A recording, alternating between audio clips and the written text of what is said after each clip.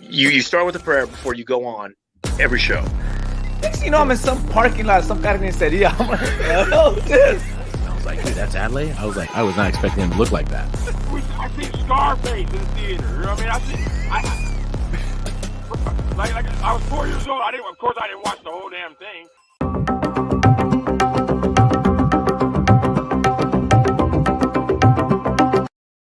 Must be gone, fool. Must be gone. That's right. Yeah. That's right. That's how I titled this one. Woo! Dude, I'm so excited for this, and I kind of teased it a little bit on my social. Just say like me and this guest coming up.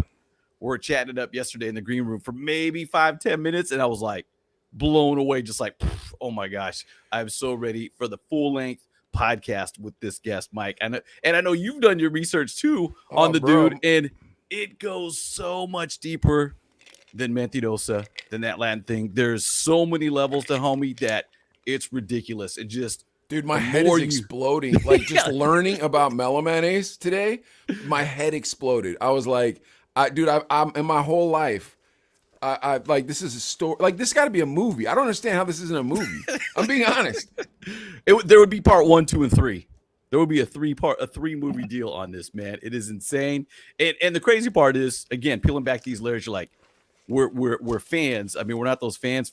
We're like hip hop heads too. So it made it even extra special digging into this dude. Just be like, the effect he had on hip hop and the scene and the world. And we're lucky enough, Mike, to grow up in the 80s and 90s when hip hop was just starting to bubble, and just the impact this dude had. We got to introduce him, man. I'm pumped. You ready, Mike? My Mellow, my man. Just get on the mic and do the best you can. Well, the name's Mellow Man, and I'm on the go when I'm chilling in time in stereo. What's going on, Mellow Man? Woo!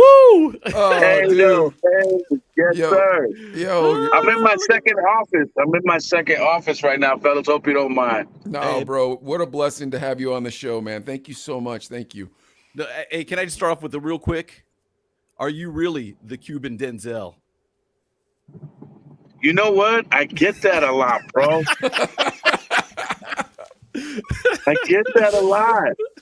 I get that quite a bit. Yeah, so I have to be. Dog, I'll say this. It's like, we interview a lot of DJs, and DJs are like, we just F around the whole time. You know what I mean? So like, when it's like, oh, we're getting a celebrity on the show. All right, we got to tighten up. We're in the green room. Mellow Man's like, hey, look, if the cops pull me over, we'll just film the whole thing. We'll go viral. He's like, it'll be the first thing I went viral for. I'm like, bro, don't do it, man. I'll take it, bro. Oh, I'll take it. What was his name? Rodney King, man. Oh, no, Rodney, man, don't do that. I'm taking Rodney King for the paycheck. Let's get it. DJ EVP checking in too. He says your wine is good. Gives it a thumbs up. There you go. Oh man, thank you very much. That's what I like to hear. Yeah, let's plug right now, because I want to plug today. I hate when people, you know what, Mello? I've seen so many podcasts you've been on, and so many people are plugging Mentirosa. I'm like, no, that's already been there, bro. Let's talk about the wine. I want to talk about the wine, and I want to talk about the podcast. Now we're gonna talk about some history, because it's gonna make good clips that we can cut up and put on YouTube and get a lot of views from. But let's just start off right from the jump. How's the wine doing, man? You doing good on that or what? You know what? I'm getting to the point where I can't keep up with the demand. God bless myself, and it's been a true blessing, because hip hop has supported it crazy. And I'm pretty much only in the state of California, which is, insane to me, from Modesto, California, up into the San Jose area, where we've done meet and greets and wine mixers with my man Tony Vibes and all those guys there at Record One and all those things, all the way down into Catalina and the San Diego area, man. I'll tell you what, I'm having a ball with it. It was a learning experience, but one that I soon really dove into and really started to understand that wine drinkers. I'm sorry, go ahead. I was just going to say, what does one of those set you back? How much for a bottle of that Mellow Merlot? You're looking at about $3,500. Nah, I'm only kidding. $3,500? Well, I guess I won't be tasting it. No. Nah, man. 35 $8, gets you a good bottle of Merlot, That ain't bad. Yeah, Cabernet, that's nice. Pinot Grigio, or Moscato. And I'll tell you what, man, I have so many return fans that we get it out to. People buy caseloads sometimes. It's just amazing, man. I took a risk and I got the reward. And it's like, again, I'm barely in my second year now, but it's been going off, man. And people who taste it say, hey, man, this is better than that other stuff I've been drinking. You know what I mean?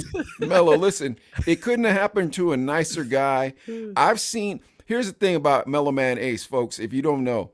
You'll see him on some real podcasts, and I hope that he assumes we have a real podcast. But this man will do some like iPhone, like the dude's iPhone's cutting off while Mello's talking to him and stuff. Mello still keeps his cool, everything. Like you go back to the community and you bless the community like that. That's why God looks down on you and says, you know what? Let's make this man's business nice. That, and if all I got to do is buy a bottle of wine and I get to meet Mellow Man Ace, yeah, you're going to sell out of wine, bro. Like, Hey, come man, on, dude. that's a win-win. That's a win-win. That's my win-win. Instagram for $35? Come on now. Come on, man. You can't beat that with a stickball bat. You know that, Jack, you know? But no, man, I mean, look, at the end of the day, I took the principles of hip-hop. When I first came in the rap game, I used to take my vinyls right to the DJ at the club, to the swap meet, what have you, to the radio station. Using those principles with this wine and shaking hands of my first customers and consumers has gone a long way. It really has. And if I can sell 1 million records, I can sell 1 million bottles. I mean, I'm telling you the truth.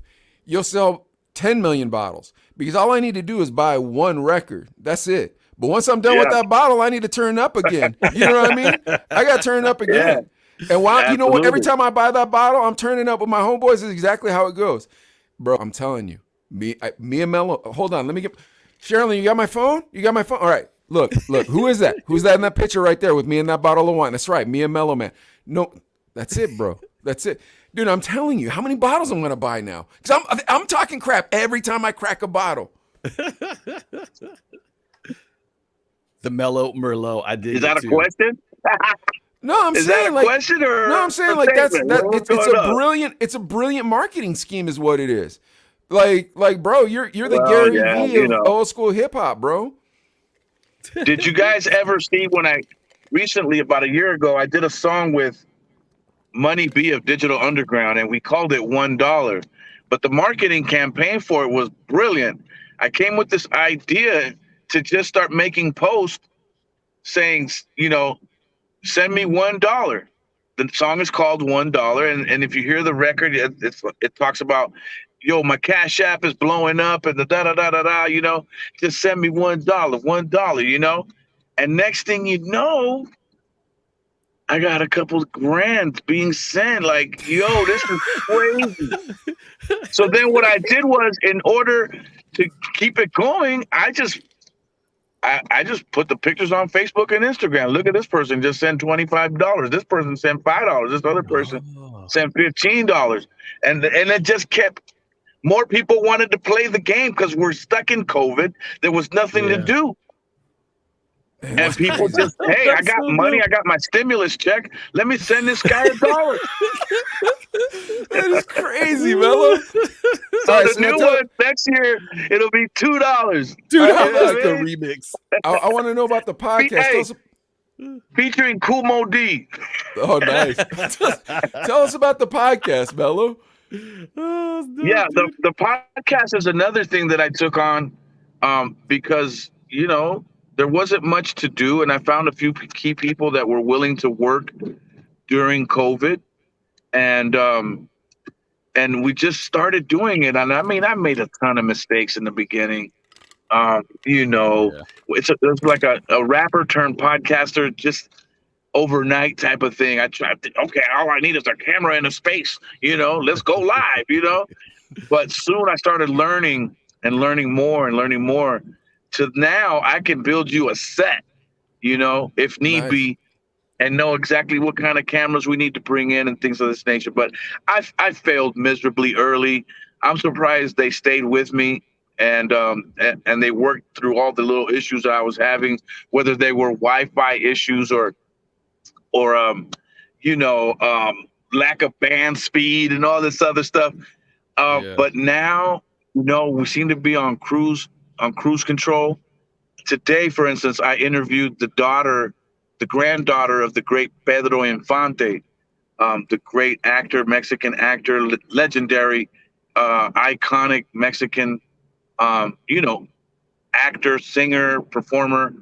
His granddaughter, um, Lupita, is now eating up the charts and doing her thing with the music. Oh, Just wow. got through singing the national anthem at Dodger Stadium, and people just seem to love her. And so we're having a lot of great guests, people like Daz Dillinger of the Dope. Dog Pound, all the way to Yeah. like legendary Hall of Fame pitchers like Louis Tiant of the Boston Red Sox championship years of the 70s and all these other Nice. things. Guys like Tracy Murray who played in the NBA and with the Lakers and whatnot. So it's just amazing the roller coaster ride that the podcast, the wine, have taken me on, and I gravitate to everything. You know what I mean? And I try to go hard in the paint, 10 toes down for everything that I do, and it's just coming back. It all comes back. Yeah. That's good. I'm glad to hear about it, So man. good. So let's get into the old stories, because that's what everybody wants to hear, and we like to hear the stories and back in the day stories. But I really wanted to plug, and I wanted to hear what you're doing coming up now, because I've heard so much of the story up until the hard times, and I'm like, man, I want to know that those hard times turned around. But anyway, so let's get into it. So, born in Cuba, and then come to Miami, and then after that you end up in Southgate, correct? Yeah, Okay. L.A. Southgate is a city in L.A. Yes. That's right, Southgate. Now, who's more famous, you or P. Ellis Dodge? Let's Dodge, man. That guy's still legendary, bro. You remember that dude? Come on, man. P. Ellis P. Dodge, Ellis Dodge, Long Beach Freeway, Firestone exit, Southgate. Come That's on, right, man. homeboy. Come on now. Come on, man. That's a Now, the fact that you no-brainer. never sampled that does break my heart. But you did have that dope song, Southgate. No, man. I mean, when it comes to hip hop, Southgate is the city. Like, really? Y'all be rapping over there? But hey, man, I'm proud of the fact I was able to put it on the map, man. My little city, and rep where I'm from, and and just stay claim, man. But that's where I'm from, and no holds barred, unapologetic, man. Now, do you know, Mellow Man Ace, what you and Roxanne Shante had in common prior to you guys becoming rappers? No. Adley, you want to tell them? You both were boosters. That's right. We're what? We're Booster, boosters. where you boost stuff and sell it. Oh. Okay. Yeah. Now, I Yeah. did see that on another podcast. When I found that out, I was like, huh, you and Roxanne Shante prior to that. So I thought that was kind of interesting. Then I thought it was also interesting that the first song that you heard that really influenced you to want to get to hip hop was Disco Dream. It was by the Mean Machine. Absolutely. That was one, two. I mean, there was like 3 or 4, but Disco Dream really taught me my path of what I wanted to do. Because of Mr. Chick, who I just got off the phone with a little while ago.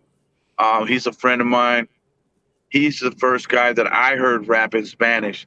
Did a little verse at the end of Disco Dream, and I'm the one that decided to pick up the torch where he left it after he got, the group got dropped from the label. And I said, well, I'm gonna take it from here. And it had been almost a full 6 years before anybody else, made vinyl with rapping in Spanish. And so we did that, and it was just amazing, brother. I mean, to be able to say here now, 30 some odd years ago, that people still care. I mean, I'm here on your show. Right? So Absolutely. it's amazing, man, when you think about the gutty move of a young 19-year-old kid, to just go ahead and do something. And mind you, I mean, my dad kicked me out of the house because I believed in myself so much. He wanted me to have a job. And I said, no, I'm going to make it in this music thing. That's the only reason I'm not in Cypress Hill still to this day. I mean, Cypress Hill is one of my babies, of one of the things I put together and in motion with my brother Sendog. We were the only two OGs off the block, Cypress Hill. So, the fact that my dad kicked me out of the house, it made me have to become a man sooner than Sendog, even though Sendog is older. But Sendog lacked the hunger to go after his dream like I was. I was more gully as a younger kid. And Sendog being like a year and a half, almost 2 years older than me, he was more concerned with pleasing my dad. And so that's the only reason. Other than that, I'd still be there. But when I came out and introduced the Spanish and bilingual thing, it just skyrocketed. So I had to just continue to hold the fort there, So Muggs Muggs was the one that took you to Delicious Vinyl, correct? Yeah, Muggs was doing a song called Why for the movie Colors soundtrack. And he came by the block that day and asked, who wanted to go to the studio with him. And I think I was the only one on the block that day. I said, come on, I'll go with you. And lo and behold, that's where I meet Matt Dyke, rest in peace, and Michael Ross of Delicious Vinyl, who, came out of the back room, dusted out, and said, hey, man, we just started a record company and we signed a guy named Tone Loc and another guy by the name of Young MC. And I was like, oh, teacher, I rap in Spanish. And they were like, yo, you rap in Spanish? And this is at an era when raps were being spit, like, cuando llego a la casa, just yelling. And when they heard like 6 bars, they were like, hold on. Listen, why don't you come back tomorrow and we're going to put you on a track. And if you sound dope, we're going to give you a record deal. And that's exactly what happened. But it happened to be out of necessity, number one, because I needed to get back in good graces with my pops. Yeah. And, it was like our street and our house was the epicenter for everything Cypress Hill that we were doing. We were breakdancing, b-boying, pop locking out in front of my mom's house. So now I'm living at the hood house and I have to come down to my own block, but I can't go in my house. That was weird. Yeah. And so when that opportunity came, I went ahead and took it. Now, mind you, this is after all 4 of us went on a couple of auditions for some record companies with some older Vulture guys that wanted to take our publishing and all these other things. But Delicious Vinyl really understood the importance of the Latino demographic early. Mm-hmm. That's crazy, man. I didn't even know the Dust Brothers owned Delicious Vinyl until I researched your story. Yeah, I mean, we're talking about Mario Caldado, who, if you know your credits, later ends up with the Beastie Boys, doing Shake Your Rump and that whole album, Paul's Boutique and all that, and stayed with them as their tour engineer, And what I don't get is why didn't everybody go with Muggs? If he's like, hey, who wants to go with me to the studio? I'd be like, come on, I'm going. I can play a tuba, anything. Man. No. To their credit, Sendog was at work, and I believe at that time he worked for what's that space company, Heathrow? Oh, he had like a grown-up job? He had a grown-up job. Oh, no. He worked at Heathrow, at Kodak or something. I don't know, one of them jobs. Yeah. I think it was Kodak at this time. And be real, he happened to be in the hood gangbanging. So I'm like the one that really out of necessity has to find some shit to do. Yeah. Oh dang, dude. So then you put tracks together and then they say, all right, let's put this out. Yeah. Well, we did one song. It was a one take Jake. I had this it had this one rap that I've been kicking to get my buzz up in the street called Mas Pingong. And I kicked the whole thing through. And then Tony G, the great master, came in and broke the verses up and turned them into different verses. From K-Day. I mean, it was 100 bars. K-Day. Yeah, exactly. Yep. Yeah, okay, so he helped put some structure to it to make it like a song. Right. Produced it. That's sick. Because it was just basically just something you kick on the streets, whatever. Some verses just be, Now, remember, I didn't know anything about bar structure or anything at that time. I'm just a kid coming in hungry. I need to do something. I got to prove to my pops, I can rap, but I didn't know anything about song structure. And it was Tony G who taught me that. Was your father and then a musician? Later on, my father was not a musician. He's probably the only one in the family that isn't or wasn't and still isn't. I mean, he plays, a little clave over here and a shaker over there, but that's the extent of it. But his father, my grandfather, who I'm named after, he was the one that established the family as musicians, as he wrote the Cuban national anthem and was the conductor of the Cuban National Military Army Orchestra. Wow. Right. Wow. I got to ask you this. Yeah. So Mellow, I'm thinking your dad's like, look, son, you got to get a job or you got to get out of here. What in his mind, though, what's he thinking? He just wants you to get just a regular job. And that's because coming from Cuba, I've heard you on those podcasts saying like, man, dirt floors and all that stuff. And then coming to the United States, I mean, you're like, and I remember you talking about, man, I can just have whatever I want in the store. This is crazy because in Cuba it's rationed out or whatever. So I'm thinking in your mind, in your dad's mind, he's like, I want the best for my son.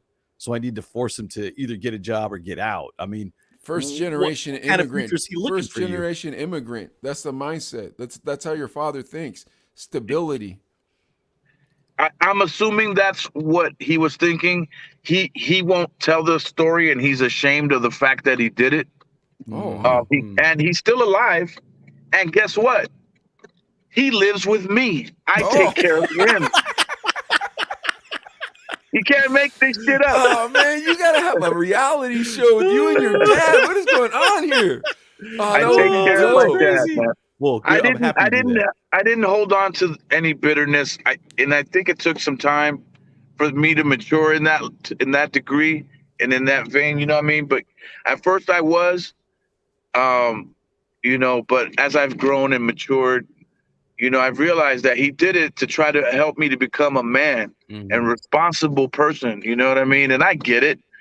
I would never do that to one of my own children, but that's his approach, and he's old school.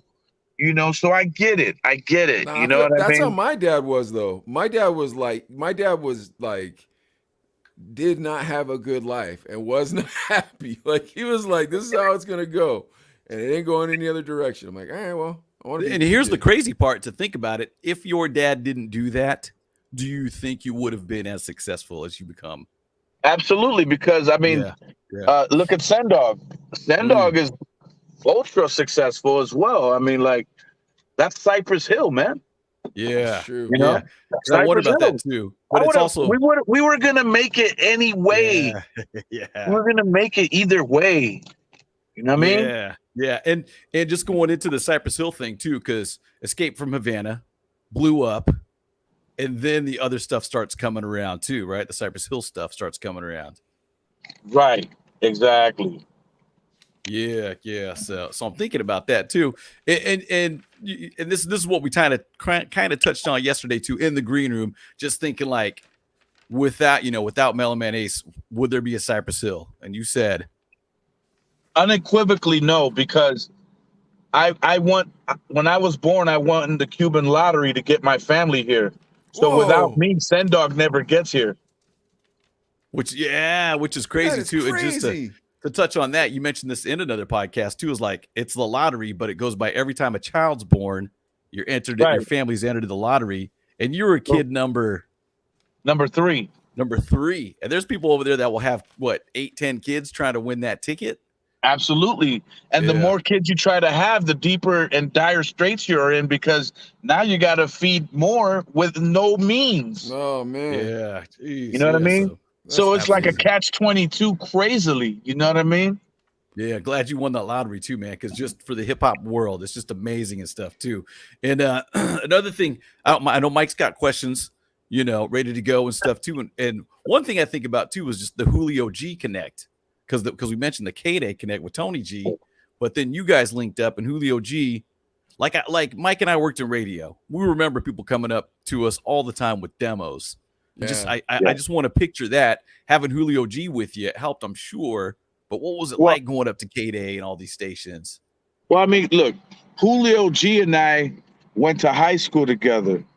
And when we were break dancers, he was in a different crew and I was in a different crew. And one day, his crew stole an audition from my crew. And I went up to the main dude in his crew and banged on him. And that's kind of how Julio and me started really messing with each other. He was like, "Yo, man, why you knocking out him, man?" Back then, Julio had a voice like that. You know what I mean? Yo, man, come on, Mellow Man, why you have to do all that, man? We ain't gotta do all that. And so little by little, he saw like, yo, these guys are way more serious than my guys. Like what's going on over there? So he starts coming on my block a little bit more. And so even though it was Tony G that produced Mentirosa, he got busy on the road being Young MC's DJ. So now Mentirosa comes out and it beats Madonna, New Kids on the Block, Janet Jackson, all in a row. So me and Julio G were like, man, this is a real record here. We better get ready to go on tour. I said, so what's up? Because at the time, he held down a job at UPS. Oh, wow. And I said, well, I'm going to need a tour DJ. And we worked out the numbers that were in his favor. That boy was a beast. He was cold on me, man. And he wanted 5% of everything I made. And I'm Holy like, 5%? Man, who is you, the IRS? I gave it to him, dog, because he was so cold. And we went on tour, man. And, we were able to put it together and take it country to country, state to state. We were the first Latino dudes claiming Latino to take hip hop to Colombia, Santiago, Chile, Costa Rica, you name it, Argentina, Spain, early on, and be really real ambassadors for the culture. What's the biggest audience? What's the biggest crowd? You're not going to believe this lineup. I opened up on a 4-city tour of Colombia, opening up for Air Supply. What? When was this? You can laugh if you want to. When was this? Dude? Respect. 60,000 people a night. Holy, when Mello? Bogota, Cali, Medellin, and Borinquen, I believe the last city was called. Wait, when did you do this? This was 1990. Dang. And Air Supply is huge.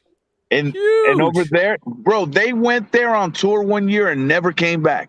Whoa. They were gods out there. Oh, It was just whoa. us two.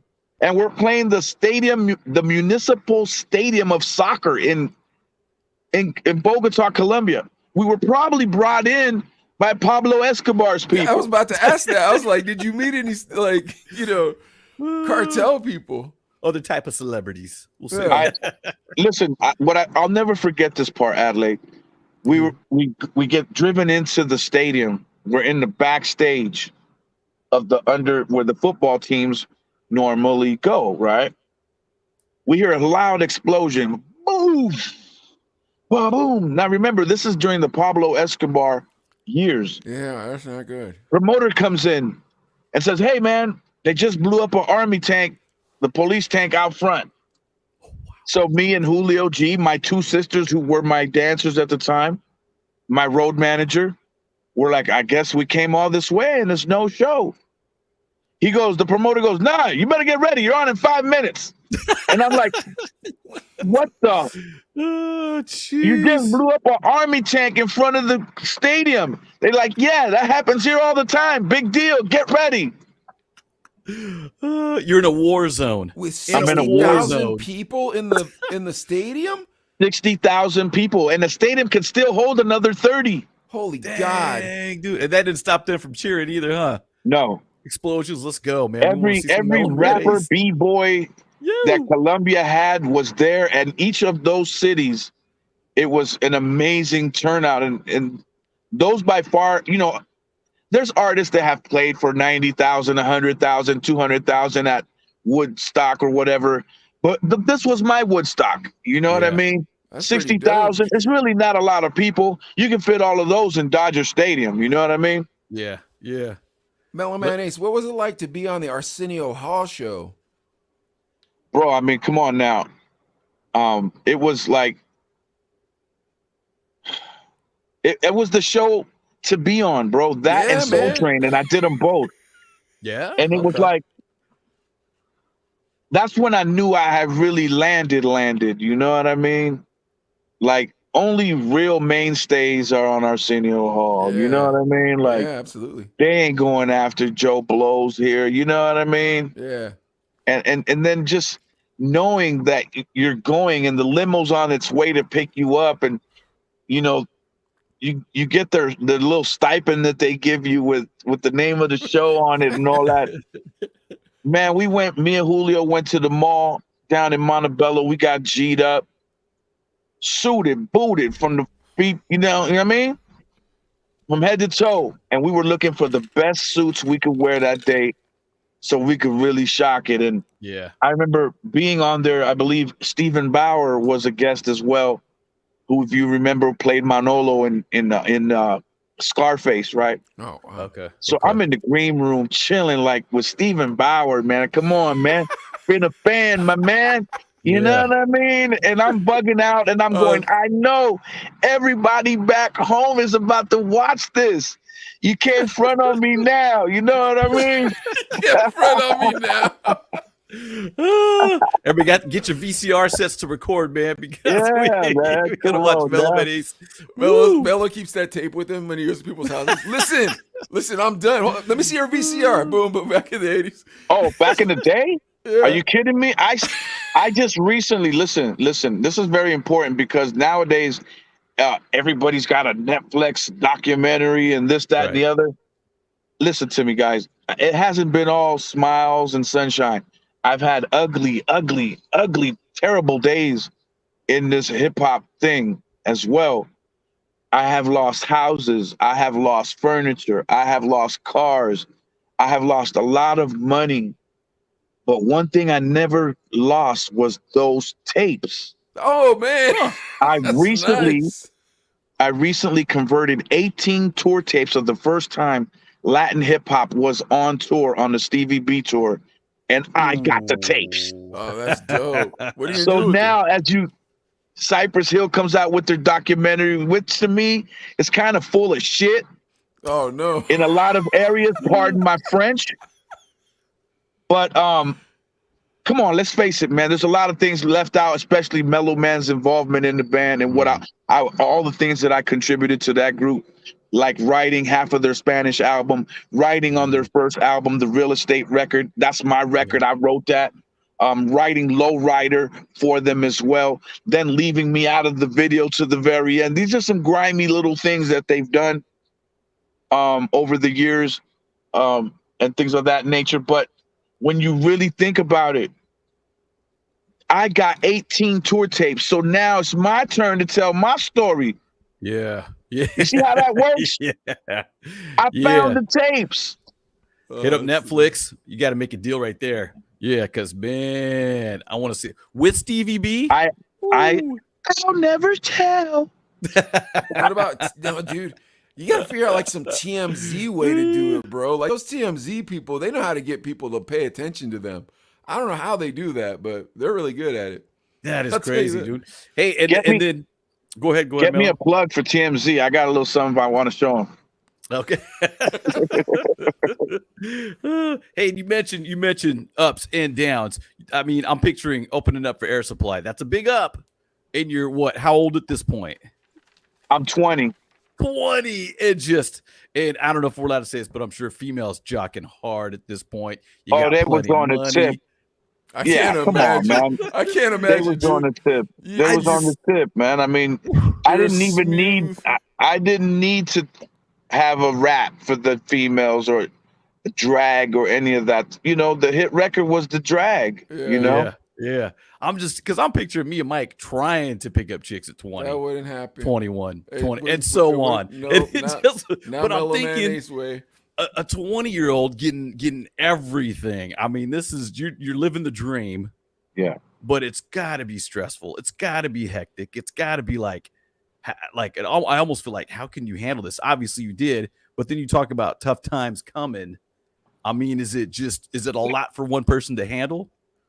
I mean, look, when you think about the fact that my manager was Maury Alexander, who was business partners with Jerry Heller, who handled NWA, and we all know how that happened. The only thing you haven't seen is the story on Maury Alexander. Yeah. Holy cow. Okay. Maury Alexander handled the Latino groups, me, Kid Frost, and Booyah Tribe, which was Samoan. Yep. And, We and remember Jerry, Booyah. Jerry had the black rappers, you know, all of NWA, whoever else he had over there. And that's how they were in different buildings. We were on Sunset. I think Jerry was on the other side of town, but they kept it divided, right? They kept it divided so that certain artists wouldn't talk to others about the issues and problems going on within the management company. It's very strategic, crazy. these devils, how they did it. You know, and Maury was a Chicago gangster from way back. You know, this is the man, elder gentleman, but he started his business meeting by putting a revolver on the table. Holy cow. You know what I mean? Jeez. And we'll try to scare you into signing messed up contracts and things of that nature with this philosophy. This is old hustle. This is old hustle. Yeah. You understand? This is for early music industry tactic used in the 90s. You know what I'm saying? Yeah. And so when you think about it like that, think about how much money I might have got for, right?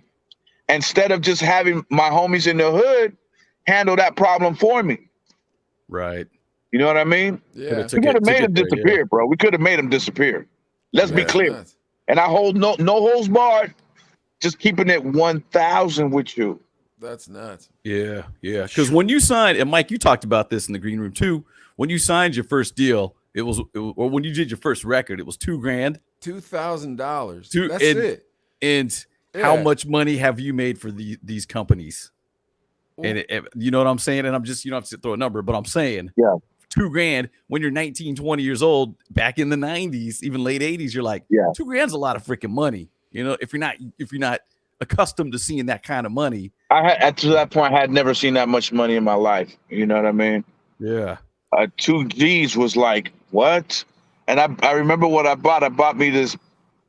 Can I say the word shitty? You just did this.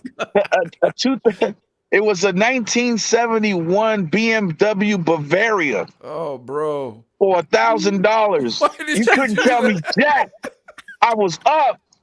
I was a ghetto superstar, man. And I still had a rack left. I was like, yeah, where the hoes at? Break it into ones, bro. Break it into ones. And then put like a couple fives on the top. What's up, Oh, come on, man. You couldn't tell me nothing, man. You know something that Cypress Hill left out of their documentary? The fact that little brother Mellow Man Ace was the first one to buy his big brother a car. Oh, How about that? That's not it. What'd you buy him? I bought him the BMW he wanted. Holy cow. Dang. That's Matching nice. BMWs? It was a BMW. Yeah. I want to talk about Cypress Hill here in 1 second, but before we do that, I want to you got to hang out with one of my favorite rap groups, which is the Beastie Boys. Like, do you have a Beastie Boys story for us? Because I love those guys. Like you, and you remember, you guys are our childhood. You know what I mean? Like just the music is. So, can you give us a Beastie Boy story? I have a Beastie Boy story for you. One day we up in Delicious Vinyl, and we're working on, I forget what it was, but this is right after the Beasties left Def Jam, and they started hanging out at Delicious Vinyl with Mike Ross and Matt Dyke and Mario C. So we up in there, and it's early in the morning, and MCA, rest in peace, is smoking a blizzy. He's smoking a joint, and he starts passing it around. I think it was dusted. I think it was laced up. Knowing that they got dusted all the time. So he passed it to me, and I'm like, nah, I'm good, but I'll pass it to the next man. And he looks at me and he goes, yo, what's up, kid? Is it too early in the morning? I was gonna say, no, MCA, it might be laced, my dude, and I ain't ready for all that right now. I don't know if the name Dust Brothers would give anything away. Right. They were blatant. They were blatant with it. They were open and they didn't care, man. Yeah, like the 80s Beastie Boys too, man. Yeah. Like this is like 1988, 89. Yeah. This I time. got dust. And I will say, I got dusted. And I feel Yeah, like the that's 80s right. were just as wild, if not a little bit more wild than the 90s. Because 90s Oh, brought for around 40s and blunts.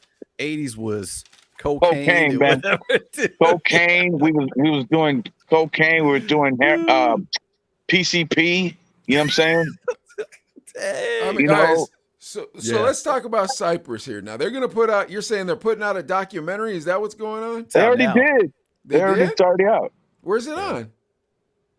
I don't know. I haven't I watched don't it. know. I don't want to. Oh, you guys don't want to promote it. I honestly, God, didn't know it was out. So that tells you how square I am. All right. And they left Mellow Man Ace out of the whole thing. Is that what's going on around here? I believe my boy Candyman called me and said, Mello, you're not gonna want to watch this because all they said about you was that you introduced Be Real to Send Dog.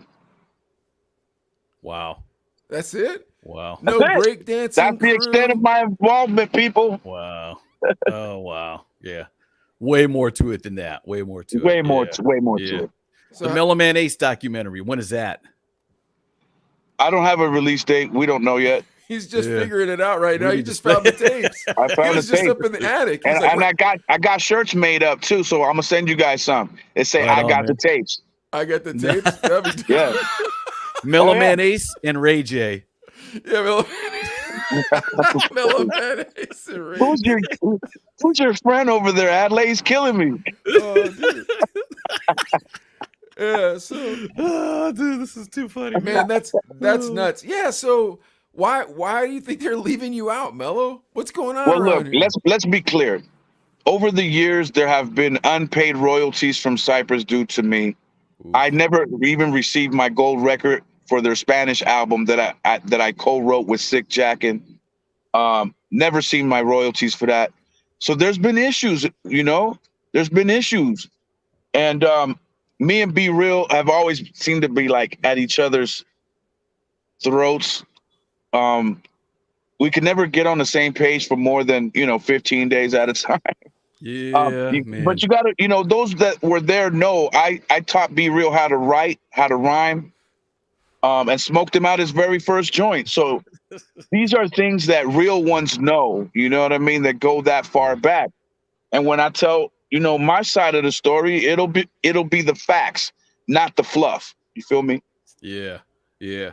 We talked about not getting royalties on your record that we were talking about yesterday. What's it take to pull a hottie like you? And if you're not, if you don't know this, the record industry is shiesty from every angle. The radio industry, shiesty every angle. So to get burned for you put your effort into something and not get what you deserve, it would drive me nuts. Well, no, I have gotten my royalties for that record. The singer Kenny didn't even get his name on the credits, and that's what I was referring to. It's like, yeah. But in general, the music industry, you could go in blindly and get ripped off, and we've seen it happen and stuff too. So we need the Mellow Man Ace documentary, man. We need it.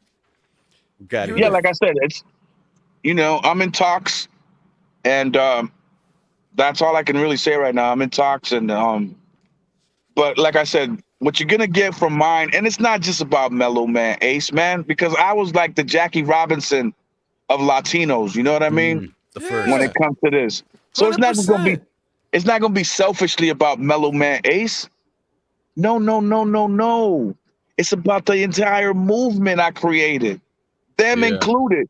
I like that. Because Yeah. because without my involvement in hip hop, not to tap myself on the shoulder or be arrogant in any kind of fashion. It's just the facts. I kicked off a movement that is still prevalent today. Yep. Only getting Agreed. stronger. Agreed. You Yeah, see what I'm only saying? getting So stronger. not in an arrogant fashion. I don't say these things, man. I think you guys know me a little better than that. But just stating the facts. I'm not gonna do some old selfish me thing. You know, we're Yeah. gonna lay it all out. We're gonna lay it all out. Good. That's You nuts. know, You know what I think would be Yeah. dope, Mello? If you got like Chingo on there, and you got you know what I mean, like the newer guys on there, and then everybody talking about their experience first time they heard your music. That would be dope. we're gonna trust me when I tell you, it's gonna be educational. It's gonna be not just Mellow Man Ace. It's gonna be about who my influences was. Oh, First, I can't even talk about myself on my own thing without saying Mr. Schick name, Right. right? And then we're gonna lay out the whole rest of the thing out. Yeah. Yeah. I'm excited for that too. And Mike, I know you got something burning? You got a question? Because I want to bring up something. yeah. I was gonna ask him, was Rico Suave a punk or what, dude? Um, He had good hair. From what I understand, no, I've rarely kicked it with him. I don't know him like that. Julio G, after he worked with me, went with him. He would know better. I really couldn't tell you. I don't know Gerardo like that. No, I'm just joking. But he was the Vanilla Ice of us all. You know what I I mean? felt like that. That's why I said, is he a You know, punk? I'm not trying to stir anything up. he's the one that got clowned. You know what I mean? And but he let's face it. I mean, he made an impact. He had an impact, and I would never discredit that man. You know, and so for those that try to clown him and talk down on him, it's just I would say that they're clowning themselves, because if you came after that man, he opened the doors a little bit more for you too. Yeah, that's right. You know That's what I'm saying? correct. Yeah, He was that's wisdom. he was Mike and I's side, Gangnam Style. So Yeah. we have ours Oh, too. man. Hey, I want to ask about. We touched on it a little bit yesterday in the green room about, because I bringing out how great everything was, all these highs, but then you had some tough times too. And share if you want or not. But we talked about Shock G and you guys going through some stuff together. Yeah. I mean, we were at the highest levels, and I think sometimes when you're on too many different airplanes, too many tours, and too many TV shows, and you're in different time zones, you can get overworked. Mhm. You know, and not to say this to have anybody have any kind of pity on me. Trust me, I've had a great life, an amazing life, but you can get overworked too. And it's the touring takes a lot out of you. And by no stretch of the imagination, am I excluded from that? I remember a time period I just got burnt out. And I just started. There was a time there when I left Capitol because I wanted to be traded over to Virgin, and my lawyer's chopping up the deal, right, and trying to get Irving Azoff on the phone and try to make this thing happen. Irving Azoff was the president of Virgin over where Kid Frost was, and I had a falling out with Capitol because they wanted every record to sound like Mentirosa, and I'm like, I didn't get in the game for this, Yeah. And anyway, so I'm trying to get traded. Within that time period, I'm starting to party and hang out. I'm doing blow, I'm doing acid, I'm hanging out, this one and that one, females galore, and I'm getting a lot of bad habits now, right? And so my management decided, well, since you're kind of nutty right now, let's put you up at the Oakwood.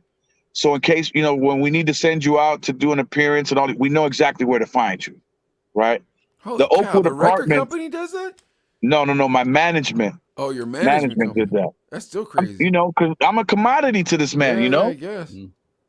Every time Mello get paid, he get paid. Yeah, but it's like they're So- keeping you locked up. That's crazy Right. to me. So when I get to the Oakwood Apartments in Burbank, it's a tucked away oasis, if you will, of condominiums, and it has its own liquor store market and everything in there. So the artist never has to leave the compound, right? In there was myself in one bungalow, Shock G and some of the members of Digital Underground in another bungalow. We recently lost our brother Shock G, and if you Rest in peace. followed him, exactly, if you followed him before he passed away, you kind of know that he kind of stayed stuck in a certain era mentally. And so we would just be up there partying and doing our thing and jumping off the balcony into the swimming pool and cracking our heads on Oh the my side. gosh. You know, Sophia over there wilding out, you know what I Oh mean? wow. And so things like that, you know what I mean? So I fell out of the love I had a 7-album deal on Capitol Records. I gave them 2 joints, gave them 2 albums. My third album was going to be for $500,000, right? Because I had sold so many records, so my increments kept going up, right? That's how the deal was structured from our side. So I'm looking at $500,000, and I turn in a record that was so gully called Black Havana. This is before Cypress Hill drops Black Sunday. Oh.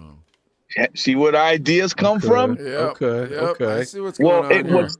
I mean, this record was so gully. I was on some Jimi Hendrix, frying on acid shit, lyrically, because I'm like, okay, the marijuana thing was working for them, and I said, let's up the ante, let's come on some Jimi Hendrix shit. Oh wow.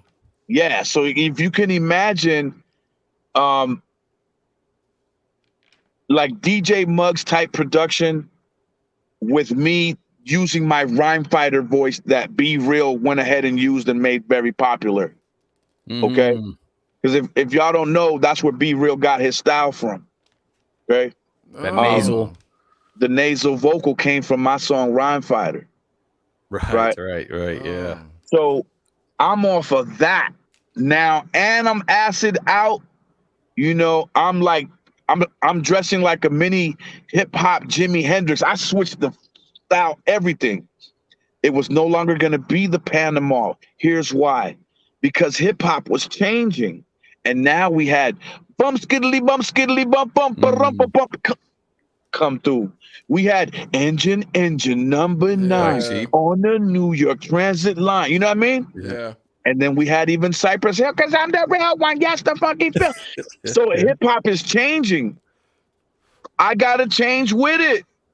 Yeah. And you, Capitol Records, you signed me because I was cutting edge and cool and teaching you what was cool.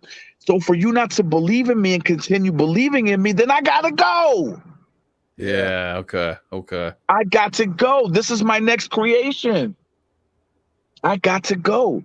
So now I'm in this place. Capitol lets me go. Irving Azoff never answers the phone. Almost as if Joe Smith at Capitol called and said, Mello's not a team player. He wants to be traded over to you. Don't answer the phone. I don't know. Maybe that took place. Maybe it didn't. Yeah. To me, it feels as if it did, because Irving Azoff. Let me go back to Irving, because I got with Kid Frost and the Legends War one year, and we did a record called Lowrider. We remade Lowrider from War. Amazing. Irving Azoff, loving the drunken style that I kicked on that record, comes to the video shoot and says, Mello, you're the bright light of this video. We're going to put you on third. Everybody has to wait to get to your part. I love what you did. If you ever need anything, call me first. So I'm like, okay, I got an ally in Irving Azoff. And if you don't know who he is, Google him. Yeah. He's one of the top CEOs of all time. He telling me this. I'm like, all right, cool. So now I got an ace in the hole. I got an ace in the hole. Nice. Nice. And or so I thought. well, when my lawyers are calling Irving, he never answers the phone. So um, let's just call a spade a spade. I fall into oblivion, man. The record fades to black. A lot of new groups are coming through. I never get this third album out. I'm creating bad habits. So now I'm out of the picture. Here comes the Beat Nuts. Here comes Fat Joe. Here comes Big Pun. Here comes all of them. Psycho Realm, all of them. You know, because they always find a new brother to come in. Yeah. And now people are like, okay, well, these are the flavor of the month now, you know? And so that's kind of what happened. So that's why I say it hasn't just been all, you know what I'm saying, bliss and, you know what I mean? I've had my dark days as well. Yeah. And you came through though, because you kept putting out music and you did it independently and all that. Yeah, man. I mean, come on. I credit my son Cuba when he was born. It really got me back on point, you know.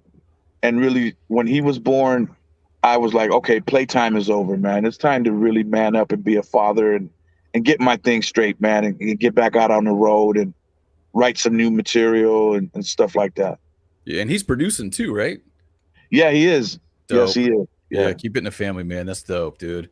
Yeah, oh yeah. Becoming a dad changes something. No doubt. Man, I know that. I don't believe in the government. Adelaide does believe in the government. But I heard a conspiracy theory that you were about to spit one time about when Tipper Gore and all those people were stepping into the hip hop music. What is that conspiracy theory, man? I want to hear about this. I don't remember that, to be honest with you. Man. Yeah, I don't remember. I don't remember that. There's a lot of things that I don't remember because, let's face it, man, life has been one big party. Yeah. And Is security sweating you, man? Security no. scoping you out? No. I just had to straighten my car out because the car came by next to me and they're kind of close. Oh, okay. Yeah. Tell us if you got to bounce. Let us know because what time's your interview? I got about another 5 minutes. I got you. You know, but that's kind of. I don't remember that. I don't remember that at all.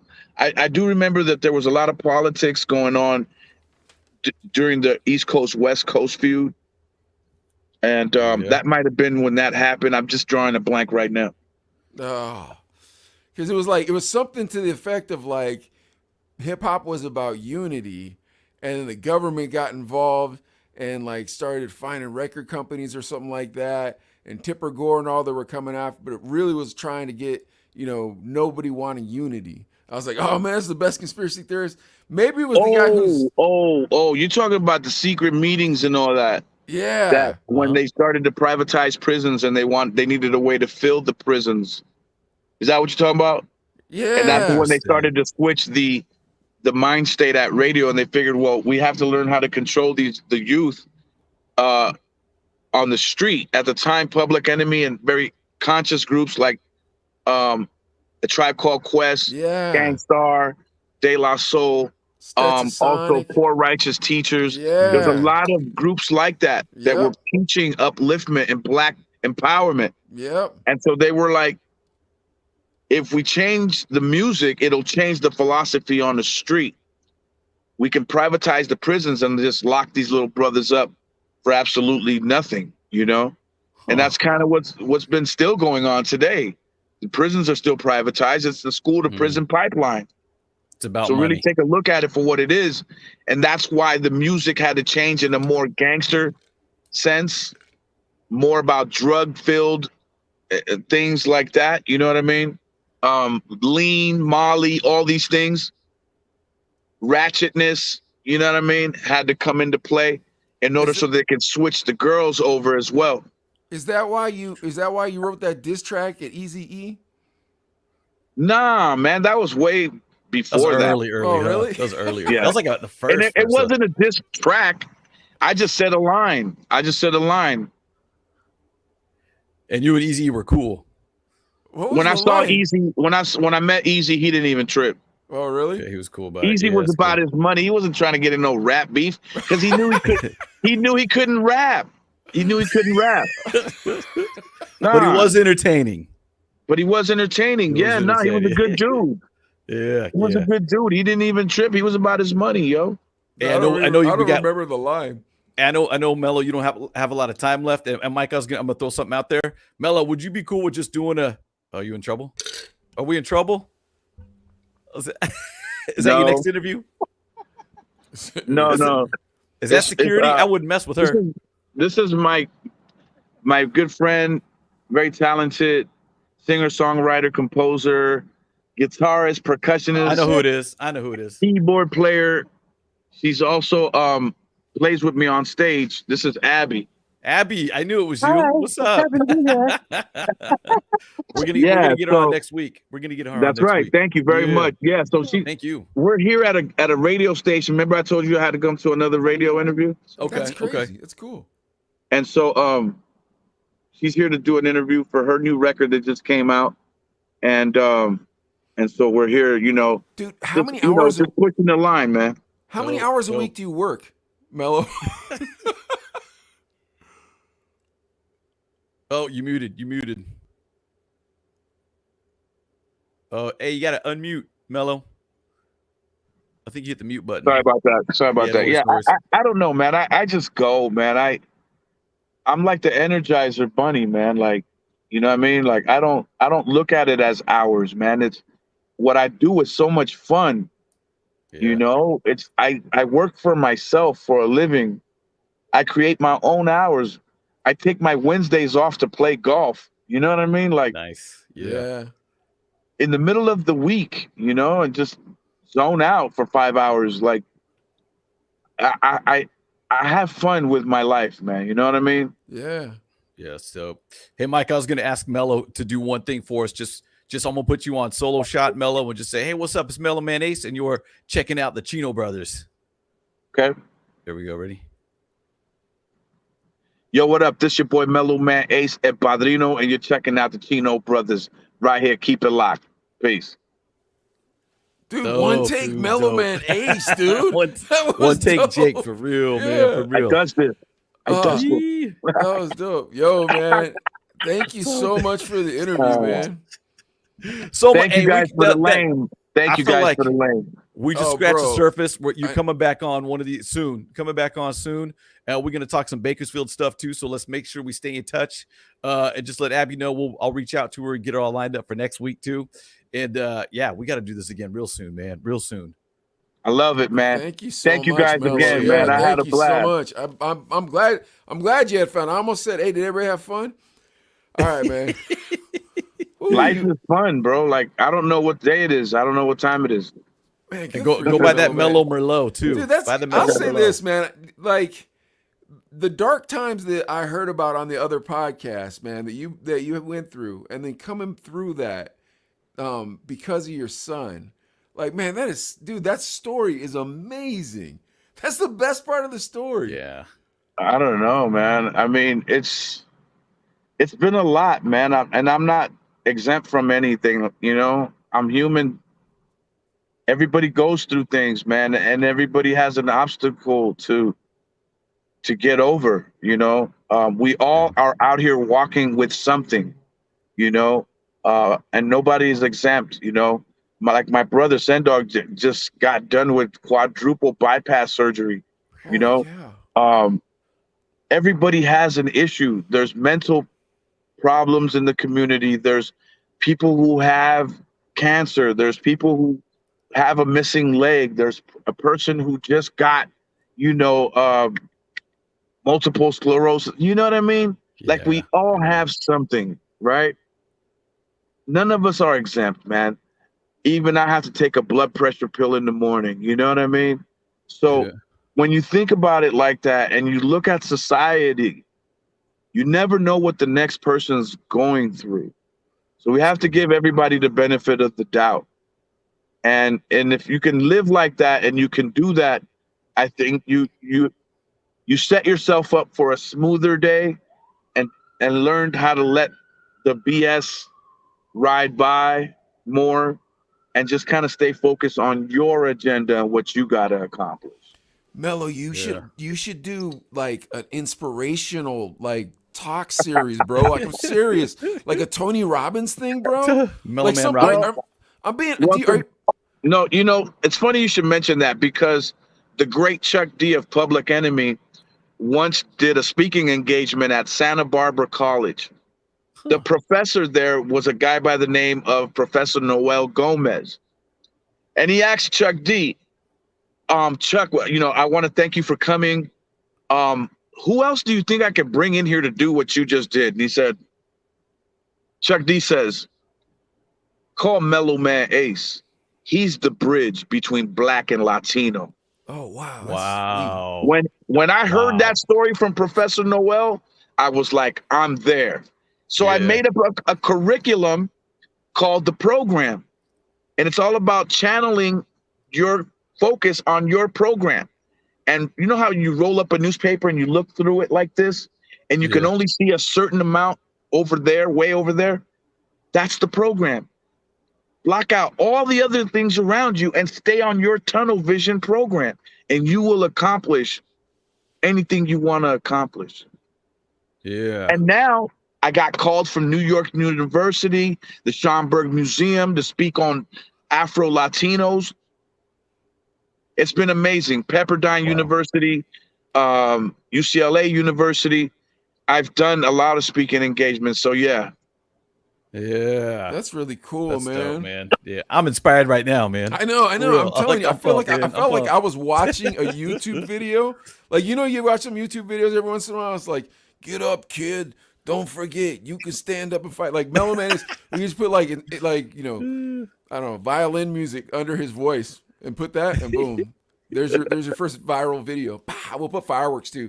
Pow, pow. Let's go. You directed. We Like got it. Kid Rock, We Kid got Rock it. punching an eagle. Pow, pow. Like, oh yeah, America. Yo, All right, Mello. Are they waiting man. for you? Yeah. Yeah, thank you so much. Let me Hey, just tell them. Sorry, I was talking to the Chino brothers. They'll be cool. Yeah. It's all good. It's all good, man. Hey, stay blessed, man. We appreciate you, Mello. We'll talk soon, brother. Much love, man. Oh, seriously. Abby, we good luck on the appreciate it. interview, I hope too. you had a good time. She's already inside doing it. Oh, She's oh, already Go in. go do your interview. All right, man. Much Take it love, easy. fellas. Thanks, man. All right, Great. later. Thanks, everybody, for watching, too. Yeah. Boom.